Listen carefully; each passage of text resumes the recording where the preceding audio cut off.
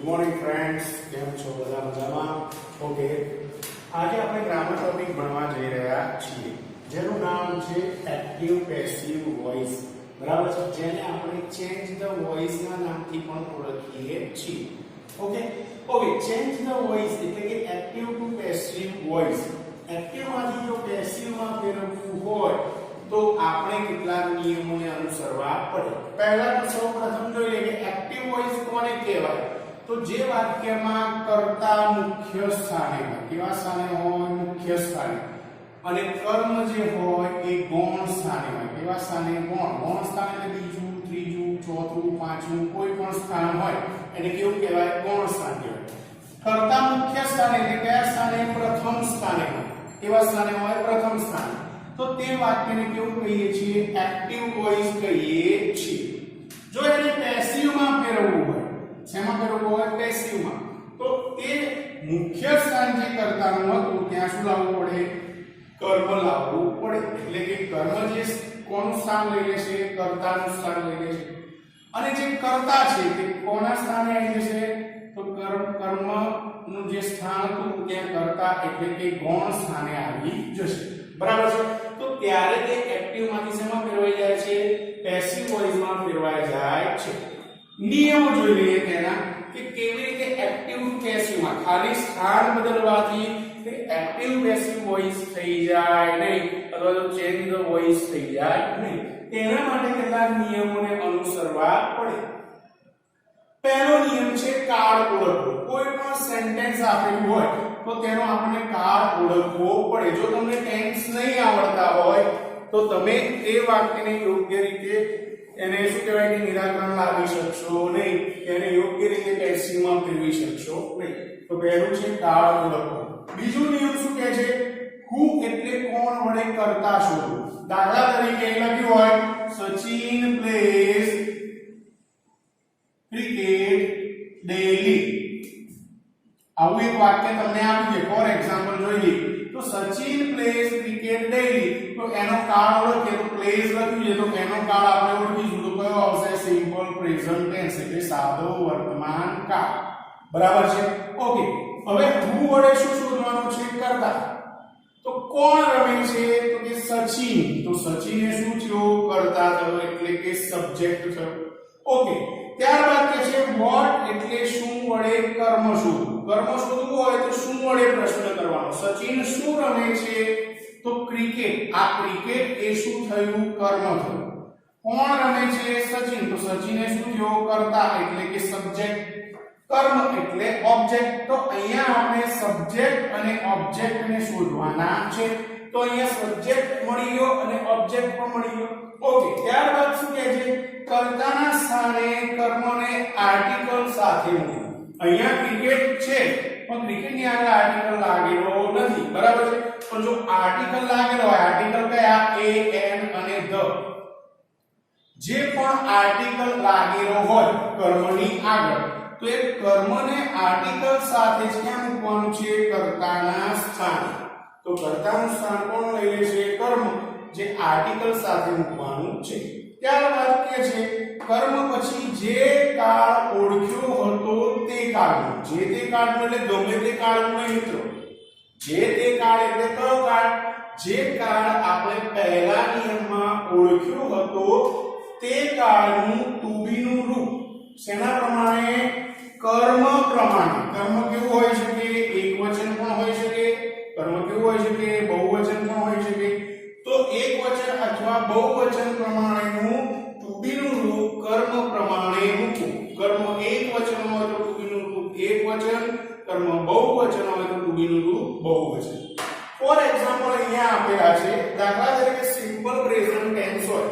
પહેલું વાક્ય આપણે જોયું સચિન પ્લેસ ક્રિકેટ ડેલી. તો એ કયો કાળ થયો? Simple present tense. તો અહીંયા આપણે સિમ્પલ પ્રેઝન્ટ ટેન્સમાં કયા ટુ બી ના રૂપ આવે? તો પ્રેઝન્ટ ટેન્સ ના ટુ બી ના રૂપ છે is, am, are. ઘણા બધા am, is, are તરીકે પણ ઓળખે છે. તો એક વચન હોય તો is મૂકવાનું, બહુવચન હોય તો શું મૂકવાનું? are મૂકવાનું. ત્યારબાદ સાદો ભૂતકાળ સિમ્પલ પાસ્ટ ટેન્સ. તો સિમ્પલ પાસ્ટ ટેન્સ માં શું આવશે? was અને were. એક વચન હોય તો was, બહુવચન હોય તો were. ભવિષ્યકાળ, તો સાદા ભવિષ્યકાળમાં બે ટુ બી ના રૂપ છે વિલ અને શેલ. તેમાંથી માત્ર શું મૂકવાનું છે? વિલ સાથે બી પ્રત્યય. આ બી પ્રત્યય કેમ મૂક્યો? કારણ કે તે શક્યતા બતાવે છે. શું બતાવે છે? શક્યતા. કેવી રીતે શક્યતા? તો આપણે કહીએ દાખલા તરીકે હું એવું કહું કે હું આવતીકાલે નવી કાર ખરીદીશ, તો એ વાક્ય કેવું છે? ચોક્કસ છે કે સર આવતીકાલે શું કરવાના છે? એક નવી કાર ખરીદવાના છે. પણ જો આ વાક્યને આપણે પેસિવ ફેરવીએ ગુજરાતી ભાષામાં, તો એક નવી કાર મારા દ્વારા આવતીકાલે ખરીદાશે. તો ખરીદાશે એવી શું રહેલી છે? ભવિષ્યની શક્યતા રહેલી છે. એ શક્યતાને દર્શાવવા માટે આપણે શું મૂકીશું? બી પ્રત્યય મૂકીશું. જો ચાલુ વર્તમાન કાળ હોય, શું હોય? ચાલુ વર્તમાન કાળ, કન્ટિન્યુઅસ પ્રેઝન્ટ ટેન્સ, તો પ્રેઝન્ટ ટેન્સ ના ટુ બી ના રૂપ મૂકવાના, પણ સાથે સાથે શું મૂકવાનું? બીઇંગ પ્રત્યય. આ બી પ્રત્યય હતો, તેની પાછળ શું લગાવ્યું? આઈએનજી ક્રિયાપદ. તો આઈએનજી પ્રત્યય થઈ ગયો બીઇંગ. કેમ બીઇંગ લગાડવું પડ્યું? તો અહીંયા આપણે જોઈએ છીએ કે ટુ બી ના રૂપ પછી હંમેશા શું આવે છે? ક્રિયાપદનું ભૂતકૃદંત. જ્યારે આ ક્રિયા તો કેવી છે? ચાલુ ક્રિયા છે. ક્રિયાને કન્ટિન્યુઅસ રાખવી હોય તો ત્યાં આઈએનજી પ્રત્યય લાગેલો હોવો જોઈએ. માટે બીઇંગ પ્રત્યય લગાડીશું તો જ આપણે ક્રિયાપદનું ભૂતકૃદંત મૂકી શકીશું.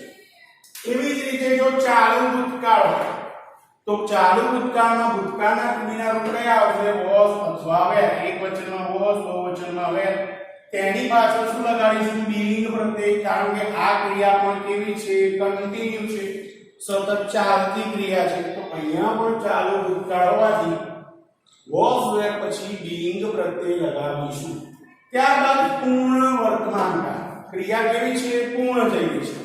તો અહીંયા હેવ હેઝ સાથે બીન પ્રત્યય લગાડીશું, કારણ કે ક્રિયાને પૂર્ણ દર્શાવવાની છે. તો બી નું થઈ જશે બીન. જેમ આપણે સી હોય તો એનું ભૂતકૃદંત શું થઈ જાય? સીન. તો અહીંયા પણ આ બી પ્રત્યયનું શું થઈ જાય છે? બીન થઈ જાય છે. તો અહીંયા પૂર્ણ ક્રિયા દર્શાવવા માટે કયો પ્રત્યય લાગે છે? બીન પ્રત્યય લાગે છે. પૂર્ણ ભૂતકાળ. પૂર્ણ ભૂતકાળમાં હેવ હેઝ નું ભૂતકાળ શું થઈ જાય? હેડ. તો હેડ પછી શું લાગી જશે? બીન પ્રત્યય. કારણ કે આ ક્રિયા પણ કેવી છે? પૂર્ણ ક્રિયા છે. ત્યારબાદ જોઈએ, જો કેન આપ્યું હોય, કુડ આપ્યું હોય, વુડ આપ્યું હોય, શુડ આપ્યું હોય, મે આપ્યું હોય, માઇટ આપ્યું હોય કે મસ્ટ આપ્યું હોય, કોઈ પણ મોડેલ ઓક્સિલરીઝ નો ઉપયોગ થયો હોય તો તેની પાછળ બી પ્રત્યય લાગે છે. દાખલા તરીકે અહીં લખ્યું હોય કે I can read English very well. હું ખૂબ સારી રીતે અંગ્રેજી વાંચી શકું છું. તો અહીંયા શેનો ઉપયોગ કર્યો? Can no. તો અહીંયા કર્તા કોણ છે? આઈ. કર્મ શું છે? ઇંગ્લિશ. તો અહીંયા આઈ ના સાથે શું લખી દઈશું? ઇંગ્લિશ. તો અહીંયા લખી દઈશું ઇંગ્લિશ કેન બી. રીડ નું ભૂતકૃદંત પણ શું થશે? રીડ જ થશે. તો English can be read by. કર્તા કોણ છે? આઈ. તો આઈ નું શું થઈ જશે? by me very well. English મારા દ્વારા ખૂબ સારી રીતે વંચાઈ શકે છે. તો આ વાક્ય કેવું થઈ ગયું? પેસિવ થઈ ગયું. કેવું થઈ ગયું? પેસિવ. ઓકે.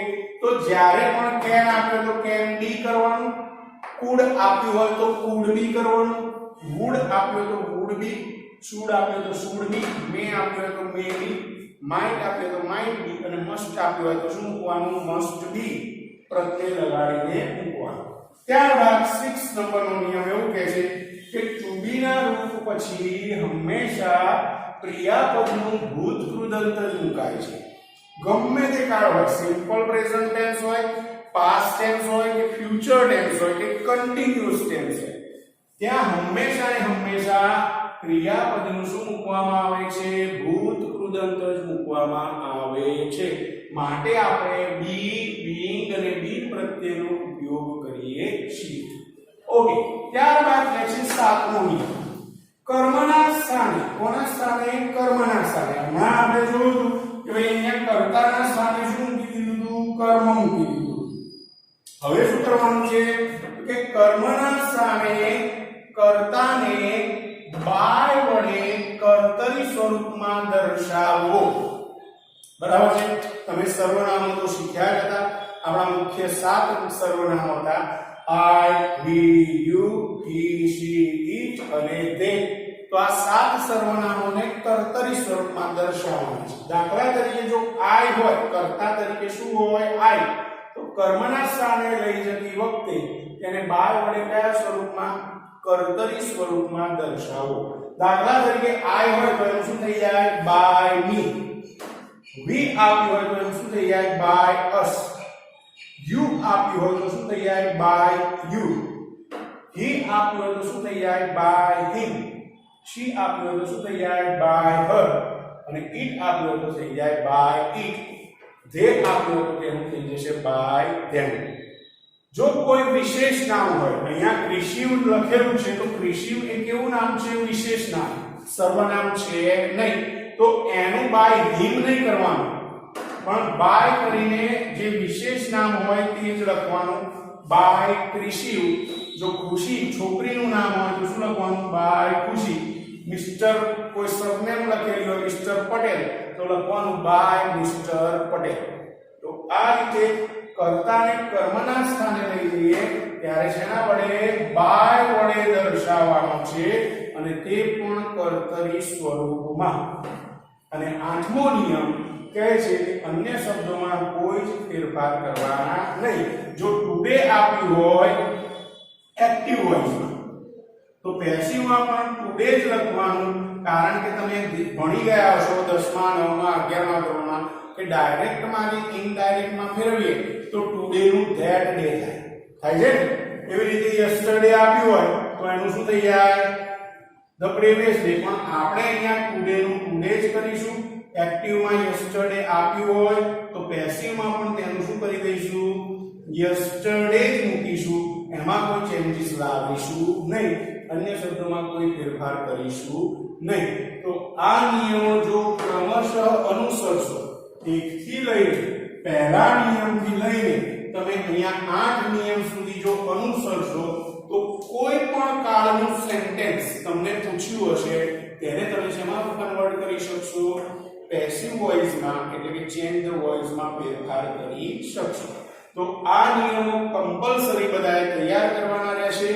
જ્યારે પણ આપણે પૂછીએ, કોઈ પણ સ્ટુડન્ટને પૂછવામાં આવે કે ચલો ચેન્જ ધ વોઇસના નિયમો બોલ, તો 1 થી 8 નિયમો તમારે કમ્પલસરી બધાએ તૈયાર કરીને રાખવાના છે, જેથી તમને 3 માર્ક્સનો જે ફાયદો થાય છે એ તમારે જતો કરવો પડે નહીં. માટે અહીંયા તમારે 3 માર્ક્સને ધ્યાનમાં રાખીને તમારે ચેન્જ ધ વોઇસને તૈયાર કરવાના રહેશે. આ નિયમોને જો અનુસરશો તો ઈઝીલી તમે લોકો ચેન્જ ધ વોઇસમાં કોઈ પણ જાતની મિસ્ટેક વગર તમે તેને તેનો શું કહેવાય કે જવાબ લખી શકશો. તો આ રીતે તમારે શું કરવાનું છે? આ નિયમો અનુસાર તમારે આ ચેન્જ ધ વોઇસની અંદર કાર્ય કરવાનું છે. ઓકે, હવે આગળ વધીએ છીએ. આ નિયમો પ્રમાણે આપણે દરેક ટેન્સના શું કરીશું? ચેન્જ ધ વોઇસ એટલે કે તેની અંદર ફેરફાર કરીશું. એક્ટિવમાંથી શેમાં ફેરવીશું? પેસિવ વોઇસમાં. શેમાં ફેરવીશું? પેસિવ વોઇસમાં ફેરફાર કરીશું. તો આ વસ્તુને તમારે ખાસ ધ્યાનમાં રાખવાની છે. દરેક જણાને આ દરેક ટેન્સને રિવાઇઝ કરવાના છે. રિપીટ કરશો તો તમને યાદ રહેશે અને કોઈ પણ સેન્ટેન્સ તમને શું કહેશે? એક્ટિવ થી પેસિવમાં ફેરવવામાં સરળતા રહેશે. તો આપણે આગળ ટેન્સ પ્રમાણે ફેરફાર કરીએ છીએ. તો આગળ જોઈ લઈએ છીએ. Just a minute.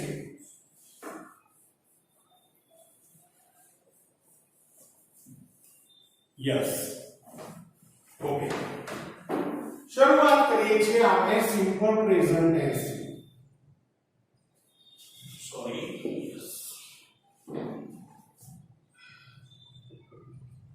Simple present tense એટલે કે સારું વર્તમાન કાળ.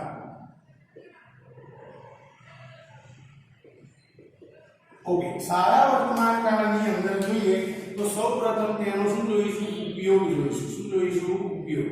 તો ભાઈ તેનો ઉપયોગ ક્યાં કરવામાં આવે છે. તો પહેલો જોઈ લઈએ રોજબરોજ થતી ક્રિયા દર્શાવવા માટે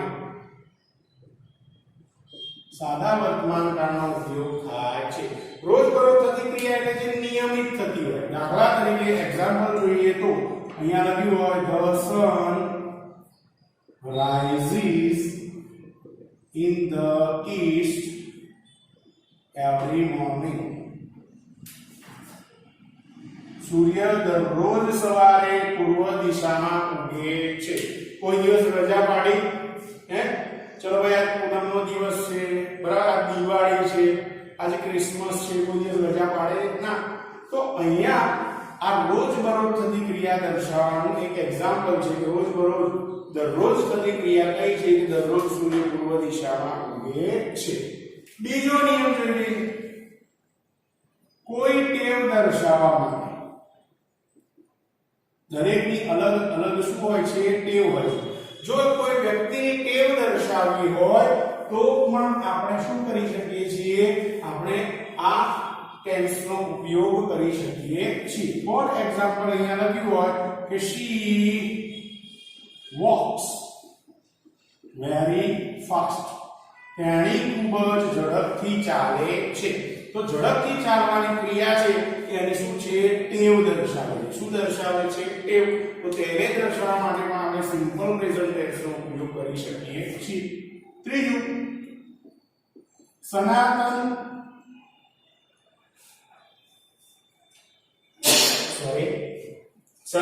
સત્ય દર્શાવવા માટે આપણે શેનો ઉપયોગ કરીએ છીએ, સાદા વર્તમાન કાળનો ઉપયોગ કરીએ છીએ. તો સનાતન સત્ય દર્શાવવું હોય તો તે સનાતન સત્ય વળી શું હોય સાહેબ, આ પાછો પ્રશ્ન કોઈને ઉદ્ભવે સાહેબ સત્ય તો જોયું બરાબર છે પણ આ સનાતન સત્ય શું હોય, તો જે સત્યમાં આપણે કોઈ ચેન્જીસ કરી શકીએ નહીં, જે હકીકત હોય તેને હકીકત જ રાખી શકીએ, એમાં કોઈ ફેરફાર ન કરી શકીએ તેને કહેવાય સનાતન સત્ય. ફોર એક્ઝામ્પલ અહીંયા લખ્યું હોય the earth moves around the sun. પૃથ્વી સૂર્યની આજુબાજુ ફરે છે. તો પૃથ્વી સૂર્યની આજુબાજુ ફરે છે એ શું છે સનાતન સત્ય. કોઈ દિવસ એવું નહીં થાય કે પૃથ્વી થંભી જશે, રોકાઈ જશે બરાબર છે અને સૂર્યની આજુબાજુ ફરશે, એવું ક્યારે થશે નહીં. તો આ થયું સનાતન સત્ય. ચોથો નિયમ ગણિત, વિજ્ઞાન કે ભૂગોળના સિદ્ધાંતો દર્શાવવા માટે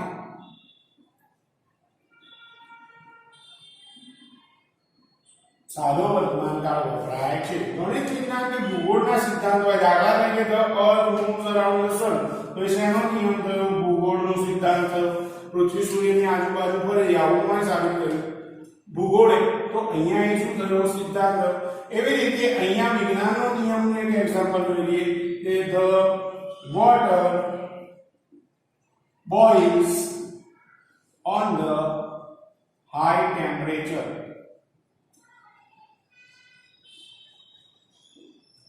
પાણી ઊંચા તાપમાને ઉકળે છે. તો પાણી ઊંચા તાપમાને ઉકળે છે આવું કોણે સાબિત કર્યું છે, વિજ્ઞાને. તો એ વિજ્ઞાનનો સિદ્ધાંત થયો. તો તેને દર્શાવવા માટે પણ આપણે સિમ્પલ પ્રેઝન્ટ ટેન્સનો ઉપયોગ કરી શકીએ છીએ. અને પાંચમું છે જીવંત પ્રસારણ દર્શાવવા માટે.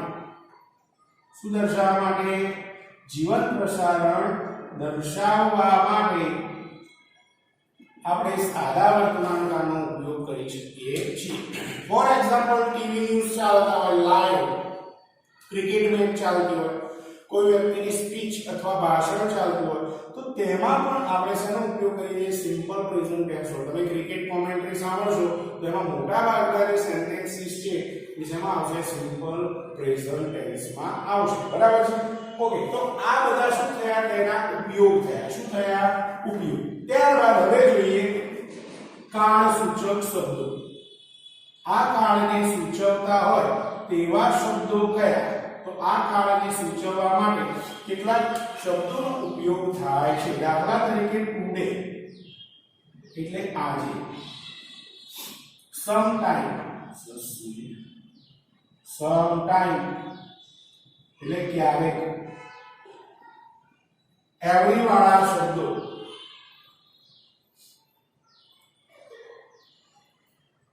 generally અથવા usually બંનેનો મતલબ શું થાય છે? સામાન્ય રીતે. શું થાય છે? સામાન્ય રીતે. બરાબર છે. એવી રીતે આપણે કહી શકીએ છીએ કે અહીંયા often એટલે ક્યારેક, ભાગ્યે જ એવો શબ્દ પણ થાય છે. બરાબર છે. એવી રીતે આપણે વગેરે શબ્દોનો ઉપયોગ શેના માટે કરી શકીએ છીએ? સિમ્પલ પ્રેઝન્ટ ટેન્સ ને દર્શાવવા માટે કરી શકીએ છીએ. જ્યાં ટુડે લખેલું હોય, સમટાઈમ લખેલું હોય, એવરી વાળા શબ્દો જેમ કે every day, every morning, every week, every year, every Sunday, બરાબર છે, વગેરે શબ્દો. જનરલી અને યુઝ્યુઅલી સામાન્ય રીતે, બરાબર છે. ઓફન એટલે ક્યારેક અથવા ભાગ્યે જ, વગેરે શબ્દો શું દર્શાવે છે? સિમ્પલ પ્રેઝન્ટ ટેન્સ દર્શાવે છે. ઓકે, હવે આપણે વાક્યના પ્રકાર પ્રમાણે વાક્ય રચનાઓ જોઈશું અને ત્યારે શેમાં ફેરવીશું? ચેન્જ ધ વોઇસ ની અંદર.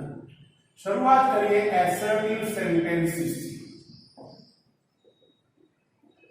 એસર્ટિવ સેન્ટેન્સીસ એટલે આપણે તેને વિધાન વાક્ય પણ કહી શકીએ છીએ અથવા તો હકાર વાક્ય પણ કહી શકીએ છીએ. અહીંયા હકાર અથવા વિધાન વાક્યની વાક્ય રચનાઓ જોઈશું એક્ટિવ તેમજ પેસિવ વોઇસ ની અંદર. ઓકે, શરૂઆત કરીએ વાક્ય રચના. ઓકે, એક્ટિવ વોઇસ ની વાક્ય રચના જોઈએ તો પહેલા આવશે કર્તા એટલે કે સબ્જેક્ટ. ત્યારબાદ તેમાં ક્રિયાપદનું મૂળ રૂપ આવશે અથવા s es કે ies વાળું ક્રિયાપદ આવશે. ત્યારબાદ આવશે કર્મ એટલે ઓબ્જેક્ટ, અધર વર્ડ એટલે અન્ય શબ્દો. ઓકે, હવે અહીંયા બે ક્રિયાપદ આપ્યા છે. પહેલું આપ્યું છે ક્રિયાપદનું મૂળ રૂપ અને બીજું આપ્યું છે s es કે ies વાળું ક્રિયાપદ. આ કર્તા પ્રમાણે ક્રિયાપદનું રૂપ મૂકવામાં આવે. જ્યારે ક્રિયા કર્તા તરીકે I, we, you અથવા they હોય, શું હોય? I, we, you અથવા they શેના તરીકે હોય? કર્તા તરીકે. ત્યારે ત્યાં શું મૂકવાનું? ક્રિયાપદનું મૂળ રૂપ. અને જ્યારે કર્તા તરીકે શું હોય? he, she અથવા it ત્રીજો પુરુષ એકવચનના સર્વનામ હોય. ત્રીજો પુરુષ એકવચનના સર્વનામ હોય ત્યારે ત્યાં s es કે ies વાળું ક્રિયાપદ મૂકવાનું. ત્યારબાદ આવી જશે કર્મ અને અન્ય શબ્દો. આ વાક્ય રચના થઈ એક્ટિવ વોઇસ. જો તેને પેસિવમાં ફેરવીએ, હવે આપણે નિયમોનો ઉપયોગ કરીશું. બરાબર છે. તો પહેલો નિયમ તો કાળ ઓળખવો, તો સિમ્પલ પ્રેઝન્ટ ટેન્સ. who વડે કર્તા શોધો, અહીંયા કર્તા મળી ગયું. what વડે કર્મ શોધો, અહીંયા કર્મ મળી ગયું. હવે શું કરવાનું છે? તો કે કર્તાના સ્થાને કર્મને આર્ટિકલ સાથે મૂકવાનું. તો અહીંયા મૂકી દઈશું કર્મ. ચોથો નિયમ એવું કહેતો કર્મ પછી તરત જ જે તે કાળનું ટુ બી નું રૂપ, તો વર્તમાન કાળ છે તો કયું ટુ બી નું રૂપ આવશે? is, am, are. તો is, am, are મૂકી દીધું. શેના પ્રમાણે? કર્મ પ્રમાણે. ત્યારબાદ ટુ બી ના રૂપ પછી ક્રિયાપદનું ભૂત કૃદંત મૂકવાનું. અહીંયા મૂકી દઈશું ક્રિયાપદનું ભૂત કૃદંત. કર્મના સ્થાને બાય વડે કર્તાને કર્તરી સ્વરૂપમાં દર્શાવવાનો.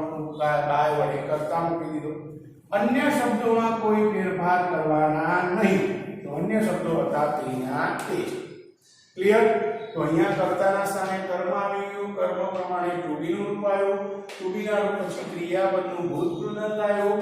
કર્મના સ્થાને બાય વડે કર્તા આવ્યું અને અન્ય શબ્દો હતા તેના તે. ફોર એક્ઝામ્પલ અહીંયા જોઈએ, they watch a cricket match every day. તેઓ દરરોજ ક્રિકેટ મેચ જોવે છે. ઓકે, આ કયા કાળનું વાક્ય છે? તો આપણે કહી શકીએ કે સિમ્પલ પ્રેઝન્ટ ટેન્સ નું છે. કારણ કે ધે સાથે ક્રિયાપદનું મૂળ રૂપ મૂક્યું છે, અન્ય શબ્દો તરીકે એવરીડે નો ઉપયોગ થયો છે. ઓકે, કોણ ક્રિકેટ જોવે છે? તો ધે. શું જોવે છે? તો અ ક્રિકેટ મેચ એ કર્મ છે, તો અહીંયા ધેના સ્થાને શું આવી જશે? અ ક્રિકેટ મેચ. તો પેસિવ માં ફેરવતી વખતે આપણે લખીશું અ ક્રિકેટ મેચ, એક જ મેચ છે, તો અહીંયા ટુ બી નું રૂપ કયું મૂકીશું? Is. A cricket match is watch નું ભૂતકૃદન થઈ જાય વોચડ બાય, કરતા કોણ હતું? ધે, તો એનું થઈ જશે by them every day. Cricket match તેઓ દ્વારા દરરોજ જોવાય છે. તો વાક્યની શરૂઆત શેનાથી થઈ? ઓબ્જેક્ટ એટલે કે કર્મથી થઈ, માટે આ વાક્ય કેવું થઈ ગયું? પેસિવ. બીજું વાક્ય જોઈએ એક એક્ઝામ્પલ તરીકે. તો બીજું વાક્યમાં જોઈએ she reads a story book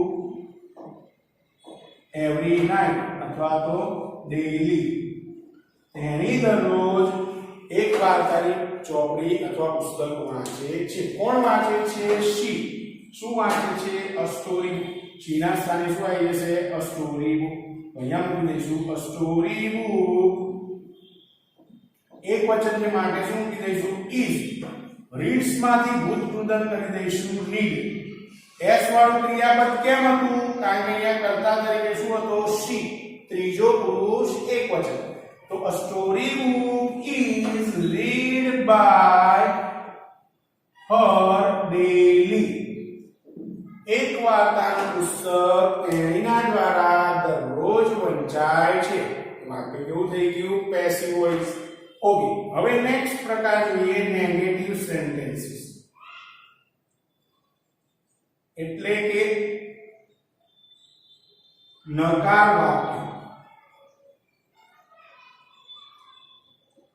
negative sentences બનાવવા માટે આપણે અહીંયા એક્ટિવ વોઇસની વાક્ય રચના પ્રમાણે કર્તા સાથે શું મૂકી દઈશું? ડુ અથવા ડઝ નોટ. જેમ અહીંયા ક્રિયાપદનું મૂળ રૂપ I will they સાથે મૂકતા હતા, એવી રીતે I will they સાથે ડુ મૂકીશું, અને he she it સાથે s es કે is વાળું મૂકતા હતા, તો does ક્યાં મૂકીશું? he she it સાથે. તો આ વસ્તુને ખાસ ધ્યાનમાં રાખવાની કે જ્યારે પણ કર્તા તરીકે ત્રીજો પુરુષ એક વચન હોય તો does not નો ઉપયોગ થાય, અને I will they હોય તો do not નો ઉપયોગ થાય છે. do અને does શું છે? તો કે હેલ્પિંગ વર્બ એટલે સહાયકારક ક્રિયાપદ છે. શું છે?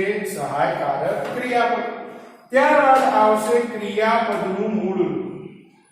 ક્રિયાપદનું શું આવશે? મૂળ રૂપ આવશે.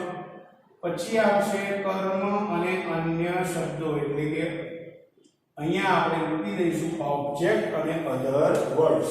જો પેસિવ વોઇસમાં ફેરવીએ તો અહીંયા કર્તાના સ્થાને શું લાવી દઈશું? કર્મ. તો અહીંયા મૂકી દઈશું કર્મ. કર્મ પ્રમાણે is, am અથવા are મૂકીશું to be નું રૂપ. ત્યારબાદ આવશે નોટ પ્રત્યય, કારણ કે આ વાક્યનો પ્રકાર કેવો છે? નકાર વાક્ય. ત્યારબાદ અહીંયા મૂકી દઈશું ક્રિયાપદનું ભૂતકૃદન, એટલે કે પાસ્ટ પાર્ટિસિપલ.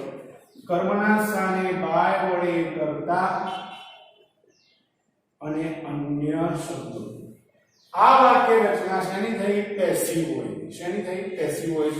તો અહીંયા આપણે પેસિવ વોઇસની વાક્ય રચના પ્રમાણે આપણે વાક્યને શેમાં ફેરવી દઈશું? પેસિવ વોઇસમાં ફેરવીશું. ઓકે, તો અહીંયા આપણે જોઈ લઈએ કેટલાક એક્ઝામ્પલ જે સરળતાથી તમને આવડી જશે. જો ધ્યાનથી વાંચશો, ધ્યાનથી જોશો તો સરળતાથી તમે તેને પેસિવ વોઇસમાં કન્વર્ટ કરી શકશો. ફોર એક્ઝામ્પલ, અહીંયા એક એક્ઝામ્પલ આપ્યું છે. he does not buy new car every year. તે દર વર્ષે એક નવી ગાડી ખરીદતો નથી. કોણ નથી ખરીદતું? he. શું નથી ખરીદતો? a new car. તો he ના સ્થાને શું આવી જશે? a new car is car એક જ છે માટે શું મૂકી દીધું is not bought by him every year. એક નવી ગાડી તેના દ્વારા દર વર્ષે ખરીદાતી નથી. તો વાક્ય કેવું થઈ ગયું પેસિવ. બીજું વાક્ય છે they do not watch TV serials every day. તેઓ દરરોજ ટીવી સિરિયલ જોતા નથી. તો કોણ નથી જોતું? they શું નથી જોતા? ટીવી સિરિયલ્સ, જે કેવું છે બહુવચન. તો પેસિવ માં ફેરવીશું તો શું થઈ જશે? ટીવી સિરિયલ્સ બહુવચન એટલે શું મૂકી દઈશું? are not watched by them every day. TV serial તેઓ દ્વારા દરરોજ જોવાતી નથી. તો વાક્ય કેવું થઈ ગયું? Passive voice.